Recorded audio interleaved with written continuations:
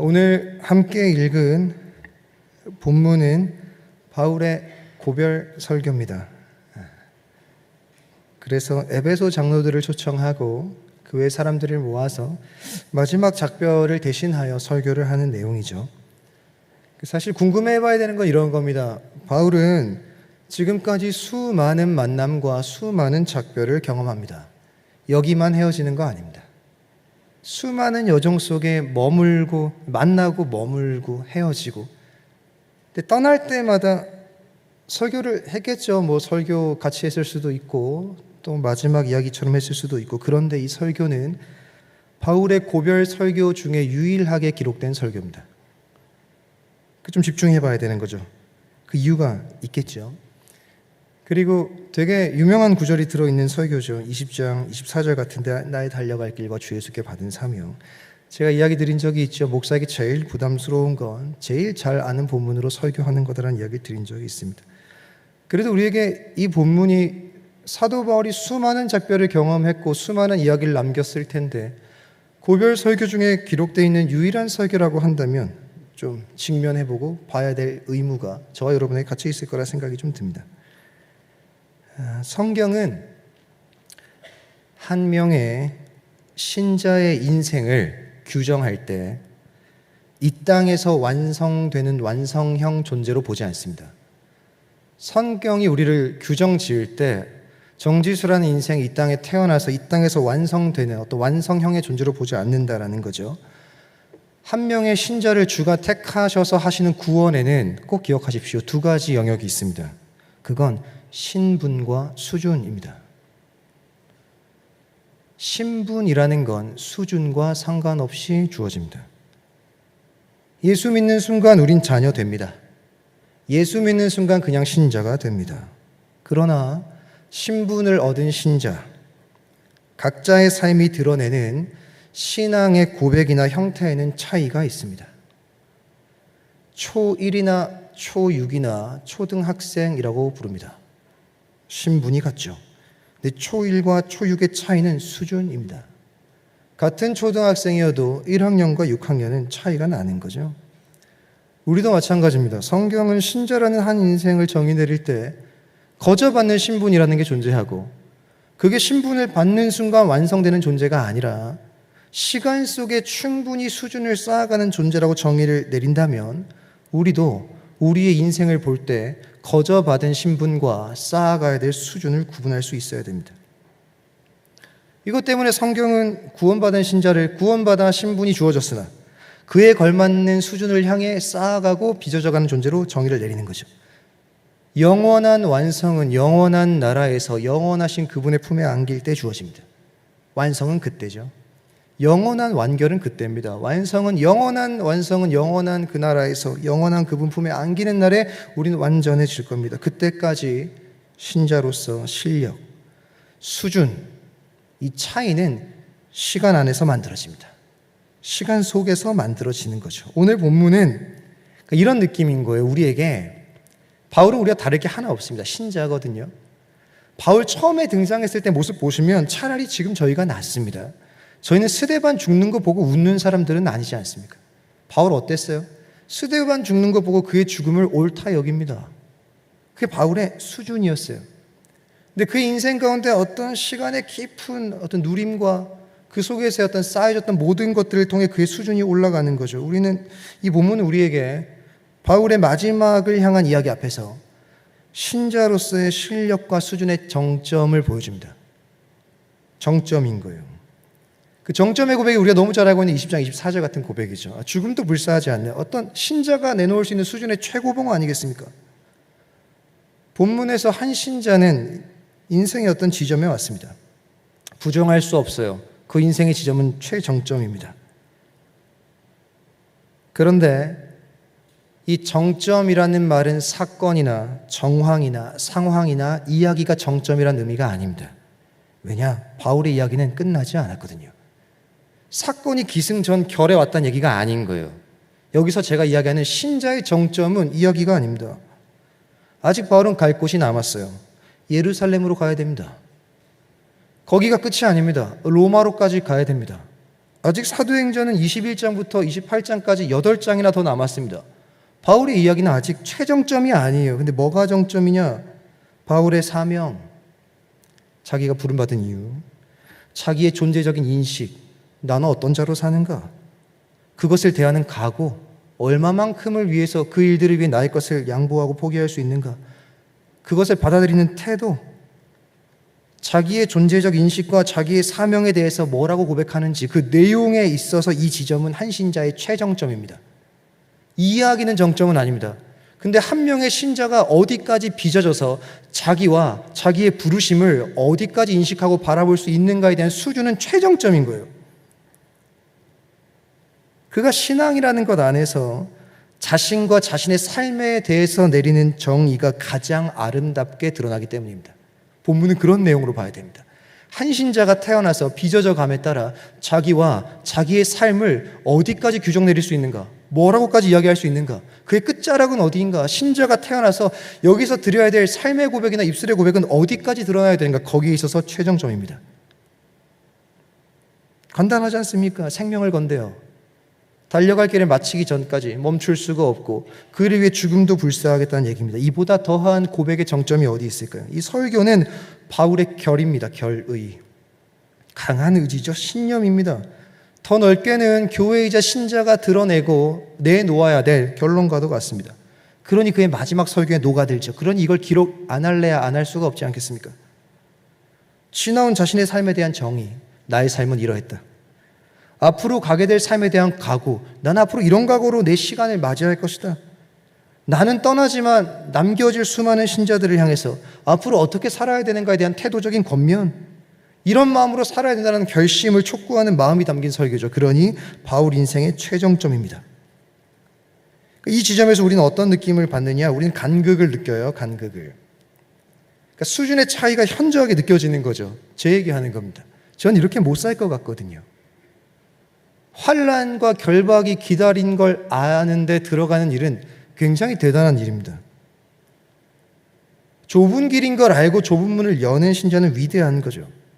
간극이 느껴지는 겁니다. 나는 문을 못 열겠는데, 알고 들어가는 걸음을 못 딛겠는데, 이런 간극을 느끼는데 여러분 꼭 기억하십시오. 괜찮습니다. 제가 사도행전을 지금까지 보면서 사도행전이 하는 말이 뭐예요? 너무 중요하죠. 한 권의 책이니까. 사도행전은 노력해서 되라가 아니고 결국 될 것이다, 이거 아닙니까? 주구장창 봐왔던 이야기 아니에요? 노력해서 되라, 바울처럼 되라가 아니고 결국 뭡니까? 바울처럼 될 것이답니다. 뭐에 끌려서? 하나님의 열심에 끌려서. 성령이 임하시며 온 유대와 사마리아 땅끝까지 이르러 내 증인이 돼버리고 말 것이다. 성령 받고 열심히 노력해서 되라가 아니라 결국 될 것이라는 겁니다. 이 지점도 그렇게 볼 수 있는 시선이 필요합니다. 스데반의 죽음을 마땅히 여겼던 8장의 바울이 여기까지 왔습니다. 기적 아닙니까? 바울이 뭘 했습니까? 의지를 다졌습니까? 각오를 했습니까? 뭘 바꾸기에 노력을 했습니까? 바울이 한 거라고는 그날 수준에 맞춰서 그냥 살아온 것뿐이지 않습니까? 근데 와보니 어디예요? 한 신자가 내놓을 수 있는 정점에 올라와 있는 거죠. 그래서 오늘은 이런 생각으로 좀 봤으면 좋겠어요. 그죠? 오늘은 같이 우리 함께 바울이라는 우리와 똑같은 성정을 가진 신자, 위대하지 않습니다. 우리와 간극을 느낄 만한 정도의 수준의 사람이 아닙니다. 우리와 똑같은 수준의 실력을 가진 신자가 내놓는 삶의 절정을 같이 보고 같이 향유하고 같이 누리고 같이 꿈꿔보는 시간 정도면 충분합니다. 신자의 정점은 뭐냐? 결국 우리가 도달하게 될 정점은 무엇이냐? 그 길을 가는 가운데 내가 해야 될 것은 무엇인가? 정도의 마음들을 함께 그냥 향유하시면 됩니다. 바울은 설교를 쭉 나열해요. 몇 가지 스토리를 막 얘기합니다. 설교는 이렇게 시작을 합니다. 자신의 삶에 대한 정황들을 먼저 이야기합니다. 19절부터가 그 얘기예요. 내가 열심히 살았는데 살아온 삶의 정황은 이러했다라는 얘기입니다. 19절입니다. 곧 모든 겸손, 눈물, 유대인의 관계로 말미암아 당한 시험을 참고 주를 섬긴 것. 그러니까 바울은 정황이 있었어요. 23절도 정황입니다. 그렇게 살아왔는데 오직 성령이 각성해서 내게 증언하여 결박과 환난이 나를 기다린다 한다. 무슨 말인가? 걸어왔던 시간도 순탄치 않았고 걸어갈 길도 순탄치 않습니다. 바울의 삶은 순탄하지 않아요. 정황과 상황이 엉망입니다. 지금까지 그래왔고 앞으로도 그럴 것이라고 말합니다. 그리고 이 본문이 우리를 더 괴롭게 하는 건 뭐냐? 우리를 힘들게 만들고 고통으로 밀어 넣을 것 같은 정황은 교회 안팎으로 존재합니다. 사나운 이리가 교회 밖에만 있는 게 아니라 교회 안에도 있는 거예요. 우리가 정황이라는 걸 이해할 때 가장 큰 오해가 뭐냐면 교회입니다. 교회. 이렇게 생각하는 거죠. 세상은 이해되지 않는 고통의 정황, 그리고 여기는 다른 곳이라고 생각을 합니다. 이런 정의가 내리죠. 세상은 핍박인데 여기는 뭐예요? 불편함이 없어야 된다고 생각합니다. 그게 또 반대로 되면 여기서 채움받고 나가서는 고통을 직면해서 이겨내야 될 정황이 그곳이라고 생각을 합니다. 그런데 여기서 문제가 생기는 거예요. 교회 안에도 이리가 가득한 겁니다. 본문을 보세요. 29절입니다. 내가 떠난 후에 사나운 이리가 여러분들에게 들어올 거다. 이건 뭐예요? 밖에 있는 일입니다. 그 양떼를 아끼지 않을 것이다. 근데 보세요. 충격은 이겁니다. 30절입니다. 또한 여러분 중에도 제자들을 끌어 자기를 따르게 하려고 어그러진 말을 하는 사람들이 일어날 것이다. 밖에서 일이 들어올 거고 안에서 이리가 일어날 것이다. 이야기하는 거죠. 이게 우리를 불편하게 하는 겁니다. 우린 정황이라는 걸 정의 내릴 때, 한 명의 존재의 정황을 정의 내릴 때 여기는 괜찮은 곳, 여긴 늘 은혜가 지배하고 채움이 있어야 되는 곳, 여긴 다 세상 사람들보다 나은 자들이 있어야 되는 곳. 왜요? 여기서 채움받고 나가서 고통 중에 직면해야 되는 거 아닙니까? 여기서 채움받고 나가서 싸워야 되는 거 아닙니까? 그리고 우리가 생각하는 사나운 이리가 늘 눈물과 슬픔과 본문에 따지자면 겸손과 눈물, 당한 시험을 주는 정황은 늘 밖에 있을 거라고 생각합니다. 근데 불쑥 깨닫는 거죠. 눈물, 참음, 어떤 괴로움, 이 안에도 있네. 그러면 단번에 문제가 생기는 거죠. 삶이 와르르 무너지기 시작합니다. 정죄하기 막 시작합니다. 왜 이런가, 공동체는? 여기는 사나운 일이 없어야 되는 거 아닌가? 밖에 있고 힘받아서 나가야 되는 거 아닌가? 여러분, 교회 존재 이유가 뭐라고 생각하십니까? 바울은 이 29절, 30절에서 완전 다른 정의를 내립니다. 하나님 교회 왜 만드셨을 것 같으세요? 채움일까요? 은혜겠습니까? 아닙니다. 교회야말로 부대낌의 진국입니다. 여기야말로 부대낌의 정점이에요. 하나님께 질문해야죠. 하나님, 어떻게 이 땅에 당신 아들 예수의 피값으로 세운 교회가 부대끼는 곳의 정점입니까? 여기는 안 부대끼고 일주일 중에 주일 한 번 위로받고 나가서 6일 부대껴야 되는, 겨우 사는 게 우리의 인생인데 여기서마저 부대끼면 어쩌란 말입니까? 신자를 향한 하나님의 기대가 무엇입니까? 이 기대 때문에 교회는 부대낌의 정점이 될 수밖에 없어요. 신자를 바라보시는, 마땅히 신자를 바라보며 하나님이 여기시는 계획이 뭘까요? 우리를 향한 기대가 뭐겠습니까? 우리를 향해서 어디까지 끌고 가겠다라고 말씀하신 계획이 뭘까요? 간단합니다. 하나님은 우리를 신앙의 높은 경지로 이끌어가는 게 계획입니다. 여기서 동의가 안 되면 신앙이 출발이 안 되는 거예요. 아예 원점으로 돌아가지도 못하는 겁니다. 그 전인 거죠, 아예. 성경은 단 한 번도 우리의 인생을 좋은 길로 인도하신다고 말씀하신 적이 거의 없어요. 늘상 우리의 길은 좁습니다. 좁은 길인 거 알고 좁은 문도 열라고 말합니다. 우리를 향해서 계속 뭐라고 말씀하시는 거예요? 자기 따라오려면 십자가 지고 따라오라고 말합니다. 그걸 통해 뭘 하고 싶은 거냐면 우리의 수준을 하나님의 백성다운 수준까지 그 높은 경지로 이끌어가는 게 하나님의 기대입니다. 그게 하나님의 계획이에요. 이건 당연한 일입니다. 왜요? 목적 자체가 그겁니다. 한 신자를 향한 주의 목적이 그거예요. 백성을 백성다운 면모를 갖추도록 만드는 건 하나님의 수건입니다. 그럼 보세요. 기억하십니까? 신자의 성숙은 어디서 이루어집니까? 정황이요. 신자의 성숙은 어디서요? 수준은 어디서 맺어져요? 시간 속에서요. 신자의 수준은요, 시간 속에서만 주어집니다. 정황 속에서만 이루어지는 거예요. 그렇다면 우리의 수준의 향상을 원하시는 하나님이 교회를 채움과 은혜로 두셨겠습니까? 주의 꿈이 우리의 성숙이고 우리의 수준의 향상인데, 수준의 향상은 부대끼는 시간 속에 만들어지는 건데, 고민하고 고뇌하며 갈등하고 성공하다가 실패해보다가 수많은 갈등 끝에 만들어내는 신앙의 고백이 성숙을 만들어낼 텐데, 불편함이 전혀 없는 곳으로 교회를 만드셨겠습니까? 아니요. 교회야말로 불편함의 끝자락입니다. 아주 분명한 불편한 정황은 교회여야만 합니다. 세상은 피할 수라도 있죠. 마음에 안 드는 사람이 있으면 등지면 됩니다. 피할 곳이 없는 정황이야말로 신자에게는 쾌재입니다. 와, 이건 피할 수가 없다. 그럼 즐겨야 되는 겁니다. 왜요? 그 하나님 주신 시간 아닙니까? 뭘 위해서요? 수준의 향상을 위해서요. 시간 속에서요. 정황 속에서요. 근데 우린 신앙이라는 거 완전 다르게 생각하는 거죠. 수준 향상을 위해서 어쩔 수 없이 부대껴야 되는 거 아닙니까? 교회 안에 사나운 이리가 납득이 안 되십니까? 속상하십니까? 정죄하지 마세요. 옆 사람 보고 네가 일이야 이런 얘기 하지 마세요. 목사님 얘기 들어보니까 네가 사나운 일이다. 그런 얘기가 아니지 않습니까?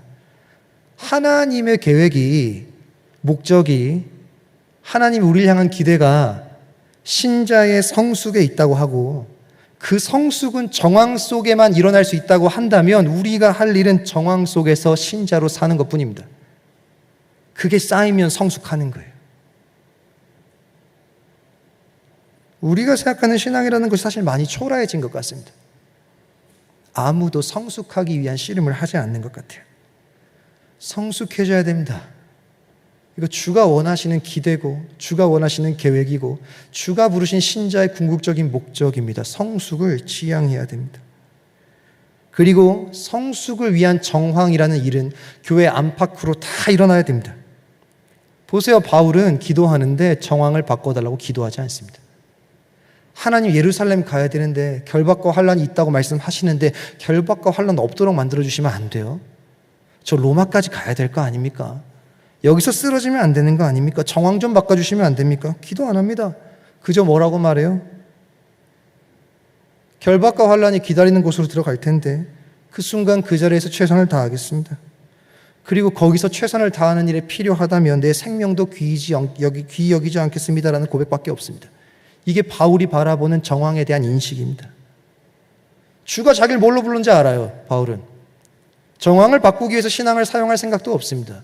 나의 기대는 무엇인가? 날 향한 계획은 무엇인가? 날 향한 목적은 무엇인가? 내가 주 만나는 그날까지 주어진 신분에 걸맞는 수준이 높아지는, 쌓아져가는 신자로 사는 게 내 계획이고, 그건 내 안팎에 있는 모든 정황으로 가능하다면 나는 그저 그 정황 속에 주어진 실력만큼, 그 수준만큼 신자로 살 뿐이다. 그걸 위해 필요하면 내 생명도 귀한 것을 여기지 않겠다. 이게 무슨 말입니까? 가겠다는 얘기 아닙니까? 우리 너무 이걸 선교적 사명으로만 봅니다. 멈추지 않고 가겠다. 아니요, 이건 그 속에 있는 더 이면에 있는 고백은 뭐냐면, 어떤 정황이든 그게 설령 내 생명을 내놓아 하는 정황이라 하더라도 이 정황 자체가 신자로서의 수준을 쌓아가는 시간이 이게 들어가겠습니다 라는 고백입니다. 바울의 정황은 지금까지도 앞으로도 호의적이지 않습니다. 신자의 최정점의 수준을 내놓는 고백이 뭡니까? 그런데도 가는 거예요. 호의적이지 않은데 가는 겁니다. 근데 이건 어려운 일 넘어서면 좋은 일, 좋은 조건이 있을 거라는 기대로 내딛는 거 아닙니다. 이전까지는 참는 거였는데, 결박과 환란이었는데 이거 넘어가면은 괜찮은 거죠? 이런 기대로 가는 거 아닙니다. 우리 신앙 생각보다 그렇게 많이 사용되거든요. 이거 한번 견디면 그 다음은 비처럼 찬란하겠죠? 아니요. 바울의 인생 보세요. 지금까지 겸손이었고, 지금까지 눈물이었고, 지금까지 당한 시험을 참는 건데 앞으로도 결박이고 앞으로도 환란입니다.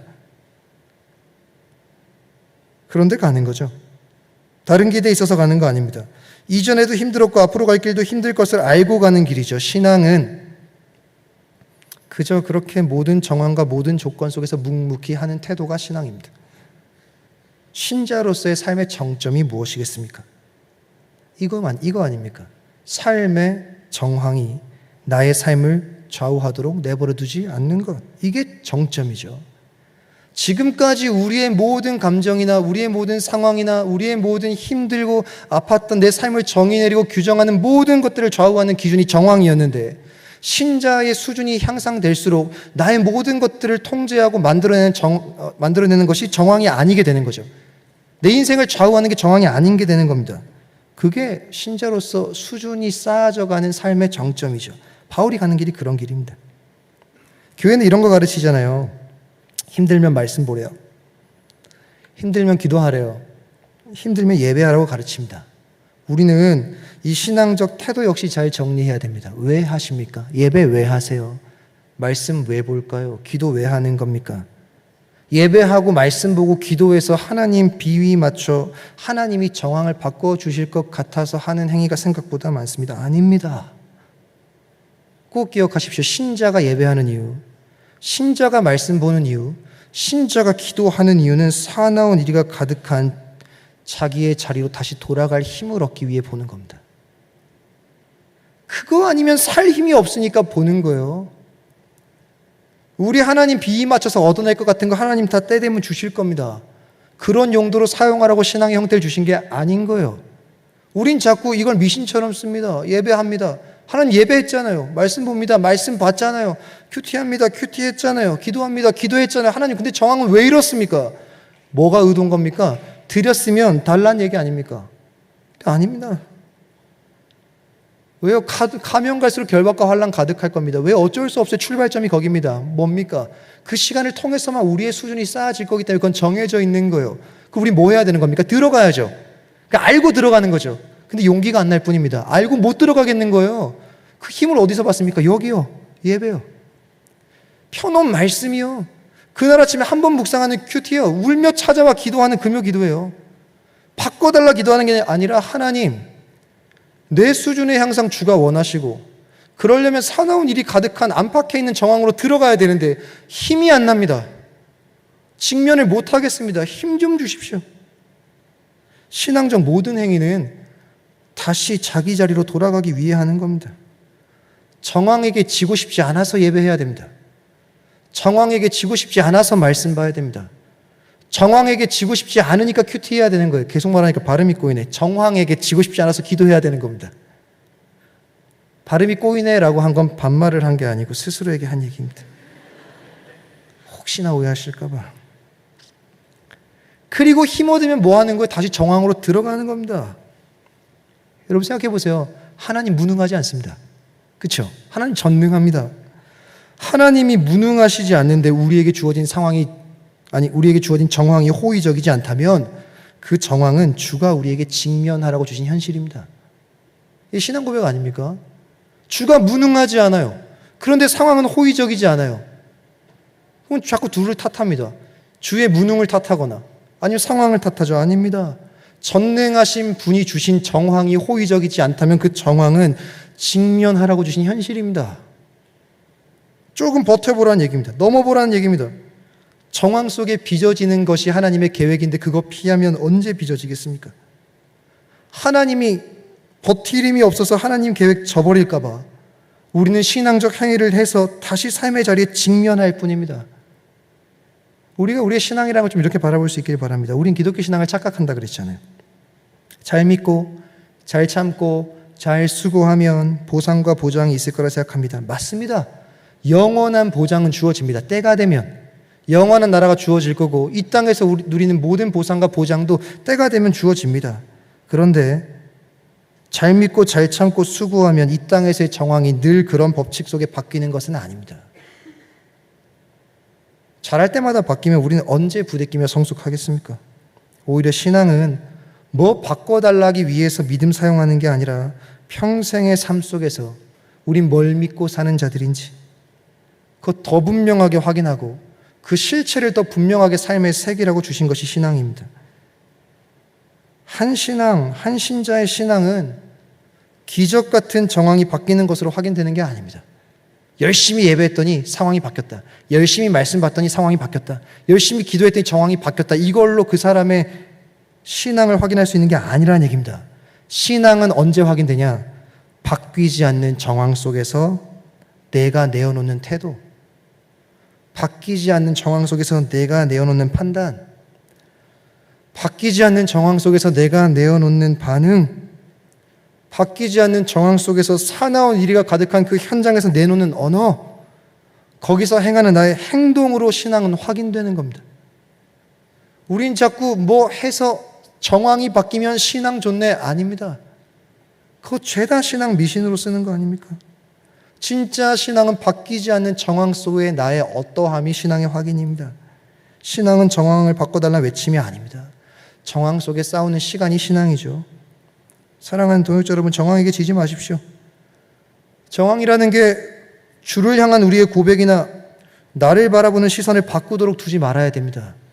정황이 걸어온 나의 시간이나 걸어갈 나의 시간을 좌우하도록 내버려둬서는 안 되는 겁니다. 오히려 더 내가 가진 것이 무엇인지, 가지고 있는 게 대체 뭐길래, 예수 가졌다는 게 대체 뭐길래 나는 점점 어떤 존재가 되어져 가는지, 그런 것들에 대한 이해가 정황 속에서 분명해지고 다듬어지는 겁니다. 그런 신앙의 이야기가 저와 여러분 가운데 가득하길 소망합니다. 이게 바울의 설교의 시작이잖아요. 정황이 그렇다. 근데 그 정황은 의미가 있다. 그 속에서만 얻어지는 것들이 있다. 그러니 우리의 신앙은 정황 속에 들어가기 위해 사용돼야 된다. 바울은 압니다. 정황 속에 신자의 삶이 빚어지는 걸 알아요. 근데 보세요. 참 따뜻하죠. 그런데 사나운 이리가 안팎으로 있는 그 정황에 그냥 들어가라고 말하진 않습니다. 아무것도 안 주고 야 그냥 들어가 라고 얘기하지 않아요. 정황 속에서 빚어지는 시간을 버티기 위해서 신자의 삶이 무언가를 가지고 살아야 버틸 수 있기 때문에 뭔가에게 그 삶을 부탁합니다. 그게 32절이에요. 근데 이게 좀 의아합니다. 보세요. 본문으로 예를 들면 이 대상은 에베소 교회 성도들입니다. 에베소 교회 성도들은 믿음이 생긴 지 얼마 안 됐어요. 가장 최근에 가서 개척한 교회입니다. 그러니까 에베소 교회 성도들의 안팎으로 사나운 일이, 그러니까 정황이 가득한 거죠. 자, 너희가 이 사나운 일이가 가득한 정황을 버티려면 어떻게 해야 되냐면 이 성도들의 삶을 더 믿음이 굳건한 믿음 있는 선배들에게 의탁하지 않습니다. 에베소 장로들에게 부탁하지 않아요. 삶을 믿음의 연륜이 있는 장로들이나 더 믿음이 굳건한 자들에게 부탁하지 않습니다. 어디에 부탁하냐? 32절입니다. 지금 내가 여러분을 주와 및 그 은혜의 말씀에 부탁한다. 그러니까 이상한 겁니다. 사나운 일이가 안팎으로 있는 정황에 나보고 들어가래요. 뭐 갖고 들어갑니까, 하나님? 거기 가면 귀한 동역자 있을 거야. 이런 얘기 아닙니다. 거기 믿음의 선배 있지, 그 사람의 본을 따라 살면 될 거야. 이런 얘기 아닙니다. 뭐에 부탁하는 거예요? 말씀아 책임져다오. 말씀한테 부탁하고 이들한테 얘기하는 거죠. 말씀에 의존해 살아라, 이 얘기합니다. 사나운 일이라는 견디기 힘든 정황 앞에 말씀 외에 다른 것들은 주어지지 않습니다. 우리는 정황에서 건져내줄 무언가를 바라잖아요. 도움을 줄 만한 동역자나 견디도록 함께 도와줄 만한 믿음의 선배나, 여기서 말하면 장로님이나 그런 분들을 기대하거든요. 우린 건져냄을 기대합니다. 그런데 아까도 얘기했죠. 성경은 신앙을 한다는 걸 건져내지는 거라고 설명하지 않잖아요. 치열함, 전쟁, 전투, 싸움, 이런 걸로 신앙을 얘기합니다. 질문해 봐야 되죠. 정황이라는 건 전쟁입니다. 전쟁을 말씀 갖다 어떻게 얘기합니까? 거기서 말씀은 어떤 방식으로 능력이 됩니까? 우린 맨날 너무 쉽게 생각하잖아요. 말씀이 힘이다. 말씀이 승리다. 말씀이 싸움을 이기게 할 것이다. 어떻게? 말씀이 뭘 해주길래? 사나운 일이랑 싸우는데 말씀이 어떻게 이기게 해줍니까? 사나운 일이는 사람인데요. 여러분 괴롭히시는 상사나 친구한테 가서 태초에 하나님이 널 창조했다 이런 말씀 던지면 그게 막 굴복합니까? 전 100번 해봐도 안 됩니다. 저한테도 안 되는데 말씀으로 사나운 일을 어떻게 이깁니까? 근데 사나운 일을 만나는 사람들한테 말씀이면 된대요. 말씀아 이들을 부탁한대요. 어떤 방식으로 일해주는 겁니까? 우리가 일단 하나님 말씀이라는 단어를 들을 때마다 성경에서 말씀 들을 때마다 꼭 기억해야 될 전제가 있습니다. 성경이 말하는 모든 말씀이라는 두 글자는 전제가 있어요. 하나님의 말씀입니다. 잊지 마세요. 성경이 말하는 모든 말씀은 하나님의 말씀이에요. 이런 거죠. 말씀에게 이들을 부탁합니다. 제가 예를 들면 우리 모든 사랑하는 이 오브앱에 오신 모든 동역자들이 주의 말씀에 부탁합니다. 다르게 말하면 하나님의 말씀에 부탁합니다 라는 뜻이고, 여러분 하나님의 말씀이면 사나운 이리와 싸워서 이길 수 있습니다. 이게 중요합니다. 그냥 말씀이 아니라 누구로부터 나온 말씀이냐라는 얘기입니다. 더 나아가서 하나님의 말씀은 성경에서 약속을 의미합니다. 이렇게 되는 거죠. 사나운 일이란 정황에 들어가는데 우리의 인생을 하나님의 약속에 의존시키는 겁니다. 하나님의 약속에 부탁하는 거예요. 여러분들에게 이렇게 얘기하는 거죠. 저 여러분에게 힘들 때, 사나운 일들을 만날 때, 안팎으로 정황이 괴로울 때 여호와의 약속에 기대십시오, 이런 얘기입니다. 그럼 좀 달라집니다. 하나님의 약속이라는 말은 이루어짐에 대한 다른 표현입니다. 말씀은 여호와의 말씀, 여호와의 말씀이라는 건 여호와의 약속, 여호와의 약속이라는 건 결국 이루어짐에 대한 다른 표현. 그러면 좀 힘이 되죠. 사나운 일이와 싸울 때 힘이 됩니다. 힘이 되지 않겠어요? 왜요? 사나운 일이 속에 안팎으로 쌓여가지고 우겨쌈을 당해도 결국 주의 약속대로 된다라는 것 자체가 힘 아닙니까? 그런데 오늘은 그와 더불어 생각해 볼 이야기는 이겁니다. 이루어질 거라는 사실만으로도 참 힘이 되죠. 그런데 아까부터 좀 이어져 와야 돼요. 바울은 큰 개념 속에 설명하는 겁니다. 이 개념 속에서 말씀이 힘되는 거예요. 정황이라는 것에 우리를 두신 하나님의 목적은 성숙입니다. 그죠? 다 동의되실 겁니다, 이제. 그 속에서 크라는 거예요. 수준이 올라가라는 얘기입니다. 그리고 보세요. 수준의 쌓아짐, 수준의 성숙은 주어지는 말씀에 대한 우리의 반응의 반복으로 이루어집니다. 수준의 향상은 내게 주어지는 말씀에 대한 나의 반응이 계속 반복돼야 올라간다는 거예요. 그렇게 재밌는 건 뭐냐? 하나님의 말씀은 강제로 찾아오지 않습니다. 날 굴복시키지 않아요.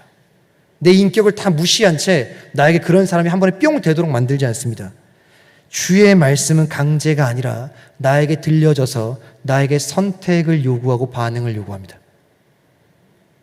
우리가 선택해야 되는 거예요. 주의 말씀을 이렇게 살아라 라고 합니다. 정황 속의 일이 살아라. 우린 뭘 바라죠? 정황 속에 글이 살도록 만들어주길 바랍니다. 근데 그냥 만들어지는 게 어떻게 본인의 수준입니까? 말씀이 두드릴 때 반응해서 쌓여져야 자기의 수준 아닙니까? 그러니까 여호와는 우리를 그렇게 뿅 만드시려고 계획하신 적이 없는 거예요. 인격을 가지고 시간 속에 수준을 쌓아가시도록 만들려면 말씀은 강압하지 않습니다. 찾아와서 두드려요. 우리에게 뭘 요구하는 거죠? 반응 요구합니다. 그 반응의 반복이 쌓이면 우리에게 뭐가 되는 거예요? 수준의 향상이 됩니다. 때론 우리는 주어진 말씀을 토대로 선택하기도 하고 성공도 합니다. 그런데 그 말씀을 토대로 실패와 좌절을 맛보기도 합니다. 기억해야 될 핵심은 이거죠. 실패해도 주의 역사에서 벗어날 일은 없습니다. 그러니 뭐 하는 거예요? 끊임없이 말씀이 날 찾아와서 두드릴 때 정황 속에서 그 말씀에 반응을 해보면서 우리의 신앙의 수준을 쌓아가기 위한 자리로 말씀은 우리를 유도해 갑니다. 그 시간 속에 성숙을 맞이해야 되니까요. 말씀이 능력된다라는 것은 부적이 아닙니다. 아무데나 말씀 갖다 붙여놓으면 그 말씀이 능력돼가지고 무슨 일이 팍 생기는 게 아니에요. 아무 때나 붙여놓고 아무 때나 외치면 결과나 일이 생기는 게 말씀이 능력되는 게 아닙니다. 말씀이 능력된다라는 표현의 의미는 정황 속에 주어지는 말씀대로 살기 위한 노력 속에 결국 신앙의 성숙이 이루어지도록 만든다라는 게 말씀의 능력입니다. 들려서 때론 성공하고 때론 실패한다 하더라도 주의 역사에 벗어나는 일이 없고 성숙의 수준에 올라올 때까지 끝까지 두드리심으로 말미암아 결국 우리의 인생을 정황 속에서도 수준 높은 답을 내놓는 신자로 만들어내는 것에 있어 말씀의 능력이 있습니다. 그거죠, 그거. 말씀은 반응하는 우리의 태도, 그거와 만나서 우리를 빚어가는 힘을 가집니다. 바울이 그 증인이죠. 바울은 정황은 처음부터 지금까지 계속 그대로인데 시간이 지날수록 수준은 단단해집니다. 바울의 얘기가 그거죠. 정황이 나아지지 않았어요. 이전까지도 참고 견딤인데 앞으로도 결박과 환난입니다. 그런데 뭐예요? 수준은 점점 더 단단해집니다. 보세요. 말씀이 부적이라면 바울은 그만뒀어야 됩니다. 왜요? 안 나아지지 않습니까? 신앙생활이라는 게 말씀이 능력된다는 걸 부적의 능력으로 확인하는 거라면 바울에겐 정황이 나아지거나 바울은 신앙을 때려쳤어야 됩니다. 진짜 말씀 자체가 정황을 바꿔내는 능력이면 정황이 바뀌었어야 됐고 도저히 안 바뀌지면 바울의 신앙은 어떻게 돼야 돼요? 수준이 향상되는 게 아니라 포기했어야 됩니다. 왜 안 바뀌니까요? 그런데 보세요. 정황은 안 바뀌는데 수준은 올라갑니다. 이게 말씀이 어떤 식으로 우리 안에 작용한다는 걸 보여주는 대표적인 예죠. 위로의 말씀 하나 드립니다. 힘되는 말씀이요. 정황의 변화라는 결과는 사실 하나님 언제나 줄 수 있습니다. 언제든지 주실 수 있습니다. 정황의 변화라는 결과는 하나님이 아무 때나 줄 수 있어요. 그럼 질문해 보셔야 되죠. 하나님 근데 왜 안 주세요 지금은? 전 정황의 변화가 절실한데 이 가라앉음이 수면 위로 올라감으로 역전돼야 되는 현실이 너무 당연한데 왜 이런 정황의 역전은 안 옵니까? 반대로 이런 질문 해볼게요. 신자의 신앙의 성숙은 결과가 좋아져서 더 좋아진 적이 한 번도 없습니다. 이스라엘 백성은 만나 먹었는데 불평했고 메추라기 저도 울었습니다. 땅에서 물이 나도 발버둥 쳤어요. 주의 백성의 죄인됨의 본성은 배가 고파도 불평이고 배가 차도 불평입니다. 성경이 보여주는 그거 아닙니까? 정황에 나아짐은 신자의 성숙에 조금도 도움이 안 된다는 거예요. 근데 우리 이런 생각하잖아요. 정황만 나아지면 전 주께 더 드릴 겁니다. 아니요. 잘 한번 생각해 보십시오. 우리 인생에 지금까지 주가 바꿔놓으신 정황이 없으십니까? 많습니다. 저만 해도 그렇게 떨어지던 신대원에 붙었던 사람입니다. 저 단번에 붙은 사람 아니고 재수했습니다. 근데 그 정황의 역전이 저에게 더 굳건한 신앙을 만들어내지 않았습니다. 주의 백성은 배가 고파도 원망이고 배가 불러도 원망입니다. 왜요? 신앙의 성숙은 외적 요인에 달려있는 게 아니라 내적 요인에 달려있기 때문입니다. 그러니 말씀은 어떤 일을 하는 거예요? 내면 바꾸는 거 아닙니까? 바뀌지 않는 정황 속에서 신자가 힘을 가지고 사는 삶이나 신자로서 빚어지는 삶에 대해서 이해하고 직면하는 것이나 우리로 하여금 내면을 바꿔내지 않으면 불가능한 일들입니다. 그러니 보세요. 정황을 이겨내는 최고의 힘이 그러니까 말씀 아닙니까? 왜요? 정황에 직면한 내면을 바꿔줄 테니까요.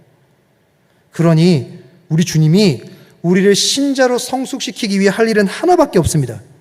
말씀이 나를 찾아오도록 만들고 말씀에 반응하는 순간을 반복되도록 만들어서 신앙을 잘하도록 할 뿐입니다. 수준은 이렇게 크는 겁니다. 수준은 정황이 나아져서 크는 게 아니라 정황 속에 두드리는 말씀에 반응하면서 크는 거예요. 그러니 주는 하나밖에 안 합니다. 말씀을 보내기만 하시죠. 한 번 실패했다고 나무라지도 않으십니다. 계속 보내시죠. 때론 성공, 때론 실패, 쌓여가며 수준은 올라가는 거죠. 신자가 신자로 성숙할 수 있는 유일한 방법은 이것밖에 없습니다. 말씀 외에 신자가 자신의 삶을 지켜줄 수 있는 방법은 없음을 깨달아야 됩니다. 사나운 일 속에 어찌 답이 말씀입니까? 우리가 직면한 수많은 정황 속에 어떻게 말씀이 답됩니까? 간단합니다. 그 말씀이 우리의 내면을 빚어가기 때문입니다. 정황이 안 바뀌어도 정황 속에 버텨낼 수 있는 내면을 말씀이 유일하게 만들 수 있기 때문이에요. 우린 일순간의 변화를 꿈꾸죠. 그러나 하나님의 방식은 무엇입니까? 스스로의 의지를 통한 수준의 향상입니다. 정황 계속 바꿔봤자 수준 안 크는 거 주가 아십니다. 정황 속에 말씀이 두드려서 반응하며 커가는 거 주가 아십니다. 그러니 때론 정황 속에 머물도록 하기도 하시고, 몸은 우리한테 말씀 보내시고 말씀에 반응했더니 정황이 바뀌는 게 아니라 계속 그게 반복되면서 커가는 걸 가르치시죠. 신자의 인생 자체가 정황 속에 빚어지는 것이기 때문에 말씀 자체가 답입니다. 말씀이 답입니다. 그것 외에 성숙을 이룰 길이 없습니다. 사랑하는 동역자 여러분, 여름 수련회 갑시다. 웃자고 한 얘기입니다. 진심을 담아서. 말씀 외에 답이 없는데 그 기간 동안에 어디 가겠습니까? 왜 교회가 길을 쓰고 수련회 하는지 아십니까? 이것 때문에 그래요. 저희 교회 얼마나 좋은 교회인지 아십니까? 제가 여러분 몇 명 데리고 간 거 아무도 관심 없습니다. 실적 보고 그런 거 아닙니다. 근데 제가 인생 살아보니 하나 아는 거 있습니다. 정황 바뀌어도 신앙 안 큽니다. 근데 정황 안 바뀌어도 신앙은 큽니다. 딱 하나입니다. 말씀에 부대끼면 잘합니다. 인생에 잠시 멈춰서 말씀에 진짜 깊이 잠겨보는 시간이 없습니다. 일주일 6일 내내 여기 살다가 겨우 일주일에 2시간, 저희 예배 엄청 긴 편이거든요. 설교도 길어요. 그래봤자 일주일 중에서 겨우 1시간. 그걸로 언제 말씀과 부대끼며 삽니까? 근데 거긴 도망도 못 갑니다. 2박 3일 내내 말씀밖에 없어요. 그러니 제가 사활을 걸고 가자고 얘기하는 거 아닙니까? 1청년부, 2청년부 계신 모든 분들, 그 외 모든 성도님들 끝나고 오늘 꼭 산상기도에 기도하러 가십시오. 말씀 외에 답이 없는데 우리 어디 가겠습니까? 바울은 그 얘기가 하고 싶은 거죠. 정황 힘듭니다. 정황 속에 살려면 힘이 필요한데 그 힘은 성숙입니다. 성숙은 말씀밖에 없는 거예요. 그러면서 본문이 이렇게 엔딩을 하죠. 그 다 설명한 뒤에 보세요. 이 말 다 끝난 뒤에 36절부터 제가 읽어볼게요. 이 말씀을 한 후 무릎을 꿇고 그 모든 사람들과 함께 기도하니 다 크게 울며 바울의 목을 안고 입을 맞추고 울어요. 다시 그 얼굴을 보지 못하리라 한 말로 말미암아 더욱 근심하고 배에까지 그를 전송하니라. 이렇게 끝이 납니다. 바울이 내놓는 신자의 정점, 첫 번째 그거였죠. 정황한테 지지 않도록 결심하는 것. 두 번째, 말씀이 답되는 걸 알고 말씀으로 싸우기로 결심하는 것. 세 번째가 뭐냐? 다른 이유로 울기로 결심하는 겁니다. 이게 신자가 내놓는 신앙의 정점입니다. 바울이 모든 사람들하고 기도해요. 근데 방금 얘기한 맥락을 이해하면 이 기도가 정황을 바꿔달라는 기도겠습니까? 아니겠죠. 왜 지금까지 무슨 얘기했어요? 바울은 정황 속에 잘 살았다.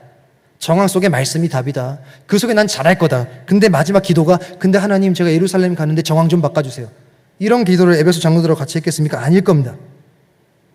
바울이 이런 기도했을까요? 하나님 제가 가긴 가는데 거기에 환난과 결박을 기다린다고 하는데 죽지는 않게 해주세요. 이런 기도했겠습니까? 저 아니라고 봅니다. 그런 기도 안 했을 거예요. 맥락상 그런 기도일 수가 없습니다. 그리고 같이 기도한다면 뭐예요? 같이 울어요. 우리는요, 신자의 인생이 눈물 없을 인생이라고 생각합니다. 안 울어야 되는 인생이라고 생각해요. 그럼 여기서 바울은 안 울어야 됩니다. 근데 정점에 갈수록 뭐예요? 웁니다. 우린 신자의 인생이 길어질수록 그 길 걸어갈수록 우는 일 없는 삶일 거라고 생각합니다. 그런데 아닙니다.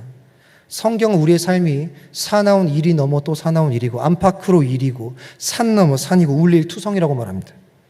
우리의 고민은 뭐냐? 잘 우는 겁니다. 신자가 성숙하면 우는 이유가 달라지는 겁니다. 잘 울어야 되는 거예요. 울잖아요. 여러분, 결론 같은 이야기입니다. 이 눈물 포기 같으십니까? 불평의 눈물 같으세요? 원망 같으십니까? 가긴 가야 되겠는데 진짜 왜 이렇게 태어나가지고 하필 내가 왜 바울로 태어나서 왜 그까지 가야 되나 이런 눈물 같으세요? 아니요, 그럼 안 가면 됩니다. 안 가면 돼요. 두 번째, 못 봐서 우는 눈물인 것 같으세요? 앞으로? 보세요. 못 봐서 우는 눈물이면 어순이 바뀌어야 됩니다. 38절 보세요. 다시는 그 얼굴을 보지 못하리라 한 말로 말미암아 근심합니다. 여기에 들어가야죠. 눈물이. 다시 그 얼굴을 보지 못하리라 한 말로 말미암아 울고 배에까지 그를 전송한다. 우는 건 그 전입니다. 다른 이유 때문에 충분히 울고 다시 못 보는 건 뭐예요? 그냥 속상함입니다. 근심이에요. 이 눈물 포기 아닙니다. 원망 아닙니다. 불평 아닙니다. 어쩔 수 없어서 우는 거 아닙니다. 헤어짐이 아쉬워서 우는 거 아니에요. 안 가면 되고 그냥 여기서 멈추면 되는데 간다고 하면서 울어요. 무슨 의미인가? 이건요. 이런 눈물 흘려보셨을 겁니다. 걸어갈 길에 대한 각오와 결단의 감정입니다. 그리고 그거는 포기하고 싶지 않다는 간절한 눈물 같은 것들입니다. 가고야 말겠다는 울음입니다. 해내고야 말겠다는 눈물입니다. 포기할 마음이 없는 눈물이에요. 이거 나중에 다른 서신서 찾아보시면 바울이 막 울거든요. 애통해하는 게 많이 나옵니다. 고린도서 보시면 뭐 때문에 우냐? 한 영혼 끝까지 못 만나서 웁니다. 신자가 내는 정점의 울음은 그겁니다. 무서워서 우는 거 아닙니다. 자기 삶이 한탄스러워서 우는 거 아닙니다. 나아지게 해달라고 우는 거 아닙니다. 바뀌게 해달라고 우는 거 아닙니다. 지금 이 지점은 바울이 자기 혼자도 바꿀 수 있습니다. 안 가면 되는 겁니다. 기도가 그런 거였잖아요. 상상할 수 있는, 유추할 수 있는 기도. 바꿔달라는 기도 아니지 않습니까? 맥락상. 이 기도 뭘까요? 더 잘 직면하게 해달라고. 그 기도했지 않겠습니까? 정황 속에 내가 말씀 가지고 살아가는데 그 길 포기하고 싶지 않아서 예루살렘의 결박과 환란이 기다린다 해도 나는 갑니다. 거기서 나오는 기도가 뭐겠어요? 그거 그대로 직면할 수 있는 힘을 주십시오. 그 다음 울어요. 그럼 그 눈물은 뭐예요? 진짜 그거 직면하고 싶습니다, 주님. 나 사명 등지고 싶지 않습니다. 한 영혼 포기하고 싶지 않습니다. 나 그 사명 짊어져야만 합니다. 끝까지 짊어져야 됩니다. 에서 터져나오는 눈물입니다. 사도행전 4장 제가 한번 예전에 너무 옛날 얘기죠. 다룰 때. 교회 기도 다뤘습니다. 이런 기도 하잖아요. 베드로 갇혔다가 풀려난 뒤에. 내게 두려움이 있다. 근데 두려움 바꿔달라는 기도 안 합니다. 뭐라고 말해요? 날 두렵게 하는데 내가 담대하게 주의 말씀을 포기하는 일이 없도록 하소서. 두려움 바꿔달라는 기도 안 합니다. 그때부터 똑같은 교회는 한결같은 기도를 합니다. 정황 바꿔달라는 기도를 안 해요. 무슨 기도하냐? 정황 속에 들어갈 힘을 달라고 기도합니다. 4장에선 담대함, 여기서는 울면서 주님, 저 정황 속에 들어가겠습니다. 두려워도 담대하게 결박과 환란이 기다린다 하나 그럼에도 생명을 내걸고 걸어가는 그 걸음, 주의 역사에서 탈선하지 않도록 도와주십시오. 나 탈선하고 싶지 않습니다. 라는 기도고, 그 주의 역사의 한 현장에서 내 사명과 내 한 영혼을 등지고 싶지 않습니다. 나 예루살렘도 가야 되고 로마까지 가야 됩니다. 그 결연한 의지를 담아 우는 게 이 눈물입니다. 그 상황에서 우는 거죠. 바울은 곧 잡힐 겁니다. 알고 갑니다. 결국 로마까지 가고 싶어 합니다. 왜요? 거기 복음 전해야 되기 때문입니다. 거기에 한 영혼 있어서 갑니다. 그 일 마치기까지 정황으로 인해 행여나 내가 포기할까봐, 내 정황이 너무 거대해서 행여나 내 부르심 포기할까봐, 주의 역사에서 내가 벗어날까봐 벗어나지 않게 해달라고 기도하고 그 결연한 각오로 웁니다. 이건 부르심, 사명, 영혼 때문에 우는 눈물입니다. 신자의 정점이죠. 우는 이유가 자기가 아닙니다. 사랑하는 더욱더 여러분, 우리 바르게 우는 삶이 좀 더 가득하길 바랍니다. 이 일 때문에 우는 일이 많아지길 바랍니다. 안 바뀌어서 우는 거 말고 진짜 가고 싶다고 우는 거, 진짜 하고 싶다고 우는 거, 주의 부르심에서 벗어나지 않겠다고 우는 거, 한 영혼 맞이하기 위해서 내가 달려들겠다고 우는 거, 그 결연한 의지가 담은 눈물 있으실 거라 생각합니다. 그 눈물 좀 유지하며 사는 게 신자의 정점 아니겠습니까? 말씀 정리하겠습니다. 바울의 삶이 빛납니다. 전 그렇게 생각했어요. 빛나더라고요, 참. 근데 다 이루지 못했는데 빛이 납니다. 로마까지 가야 빛나야 되는 거 아닙니까? 예루살렘 가야 빛나야 되는 거 아니에요? 근데 다 못 이뤘는데 빛이 납니다. 우리가 생각하는 신앙의 정점이 만약에 정황이나 상황적인 완성이고 결과라면 바울이 어떻게 빛납니까? 사도행전은 왜 이 미완성 상태의 사도 바울의 고백을 정점에 위치해 두는 겁니까? 왜 이 미완성의 이야기가 정점이 되는 거예요? 꼭 기억하십시오. 그대로 읽겠습니다. 신자의 아름다움의 끝은 완성이 아니라 생애와 과정입니다. 그게 정점입니다. 신자의 인생의 가장 아름다움의 정점은 고백과 고백대로 살아온 생애가 정점입니다. 그러니 바울은 정점이죠. 왜요? 빛나죠? 왜요? 말한 대로 살고 있는 중 아닙니까? 주가 주인입니다라고 말한 대로 살고 있는 중 아닙니까? 여전히 미완성의 예루살렘도 가야 되고 로마도 가야 되는데 그의 마음의 태도, 아까 제가 처음 얘기했죠. 왜 정점인지, 자기 인생을 뭘로 보는지, 뭘로 규정하는지, 자기의 삶의 각오를 어디까지 끌고 가는지, 태도가 어떠한지가 정점이라 그랬잖아요. 왜요? 고백해왔고 고백한 대로 살고 있는 중입니다. 그 고백의 정점이 나왔잖아요. 그게 뭡니까? 생명도 귀히 여기지 않겠습니다. 그리고 진짜 그 고백대로 갑니다. 하나님이 이 바울 통해서 이런 이야기 하고 싶지 않겠습니까? 저한테 이런 이야기 하고 싶어 하시는 것 같았어요. 저는 봐라 지수야, 신자는 그냥 이렇게 사는 거다. 고백한 대로 오늘도 살기 위해 사는 거다. 그냥 정황 속에서 신자의 부르심에 걸맞는 수준을 쌓아가며 신자답게 고백하고 신자답게 고백한 대로 살기 위해 그날을 보내는 거다. 그죠? 그냥 그렇게 제 유행어가 됐습니다. 그저 그냥 그렇게 사는 거다 라는 걸 바울 통해 보여주는 거죠. 사실 우리에게 선물로 주신 믿음이라는 것을 기반한 우리의 정서도 이 삶을 동경합니다. 무슨 말이냐? 저 여러분 안에 믿음이 있잖아요. 그 믿음이 있는 우리의 정서는 이 삶이 동경스러워요. 그리 살고 싶어집니다. 보시면 그렇지 않습니까? 야, 나도 한 번은 바울처럼 살아보고 싶은데, 평생은 아니어도 한 번 정도는 살아보고 싶은데, 때론 살고 싶어집니다. 용기가 안 날 뿐이에요. 이게 무슨 말이냐? 정죄하지 마세요, 스스로에게. 아직 간극을 메워가는 중일 뿐입니다. 바울이 내놓은 정점이잖아요. 그 정점과 지금 우리의 간극을 메워가고 있는 중인 거예요. 그냥 우리 결심하면 됩니다. 어떤 걸요? 오늘도 여러분의 자리에서 신자답게 신앙 고백하기로, 그리고 신자답게 고백한 대로 살기로 결심하는 거면 그걸로 충분합니다. 정황에 지지 않을 결심, 말씀이 답이라는 결심, 전혀 다른 이유로 울겠다는 결심, 그리고 제일 중요한 결심이 뭔지 아십니까? 내가 신앙이라는 이름을 추상적으로 만들지 않겠다는 결심. 이거면 충분합니다. 정황이 힘드십니까? 상황이 좀처럼 나아지지 않습니까? 못난 것도 아니고 무능한 것도 아닙니다. 부르심에 맞게 가고 있는 중입니다. 의심하지 마십시오. 여기서부터 우리의 신자로서의 수준과 진정성은 확인될 뿐입니다. 하나님과 여러분이 가까워지면 가까워질수록 우리의 부족함은 드러나고 위기 중에 신앙적 수준은 확인됩니다. 여러분이 자꾸 여러분의 수준이 발견돼요. 가까워지고 계신 중입니다.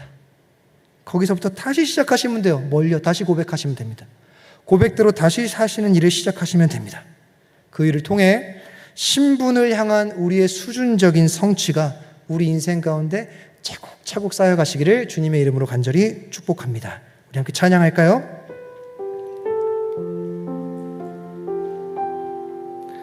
우리 찬양 고백하면서 그냥 이런 마음이었습니다. 오늘 지금 우리의 상황과 정황 속에서 다시 고백하는 겁니다.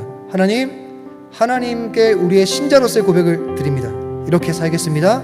그리고 그 사는 삶을 다시 오늘부터 시작하겠습니다. 그냥 오늘부터 다시 시작하면 되는 거죠. 그 마음을 가지고 우리 주께 우리의 마음을 고백하며 나갑시다.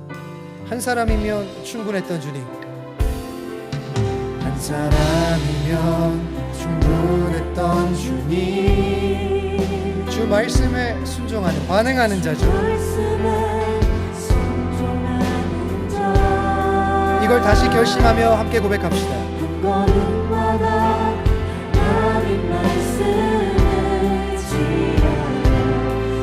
오늘부터 다시 그런 삶을 살겠습니다. 그 사람이 내가 되길 원해. 그 사람이 내가 되길 원해. 주 말씀에 순종하는 자, 한 걸음마다 하나님 말씀을 지하여 주님의 마음에 동참하는 자, 나를 향한 계획, 바울의 고백 같지 않습니까?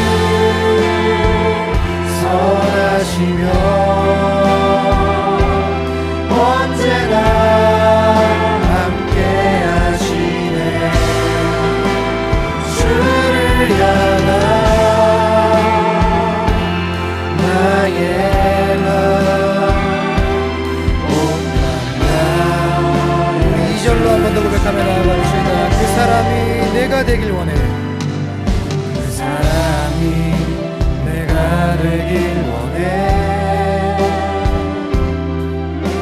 주 말씀에 순종하는 자, 한 걸음마다 하나님 말씀을 취하여 주님의 마음에 우리 마음을 담아주게 고백하며 나아갑니다. 나를 향한 계획,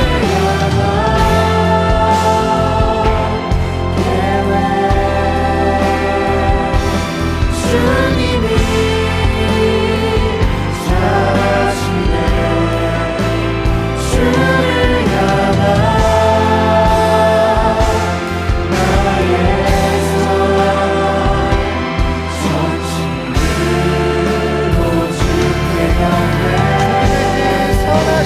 주님의 뜻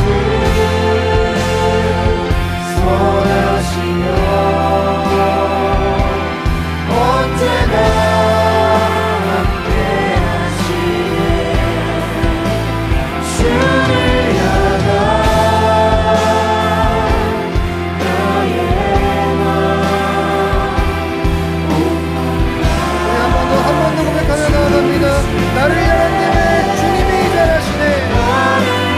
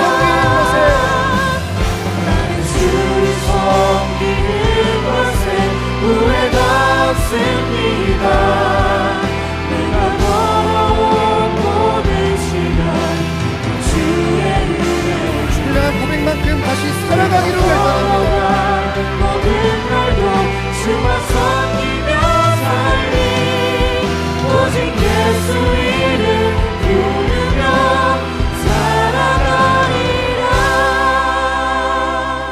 사랑하는 동역자 여러분, 바울의 삶이 참 동경됩니다. 빛이 납니다. 어찌 저리 사나 싶습니다. 잘 생각해보면 성취 업적 때문 아닙니다. 바울 뭐 해놓은 게 아무것도 없어요. 겨우 그날만큼 살고 아직 가야 할 이야기도 많이 남았습니다. 그런데 왜 빛이 납니까? 그가 신자 같아서 그래요. 저렇게 사는 게 맞는 것 같아서 빛이 나는 거죠.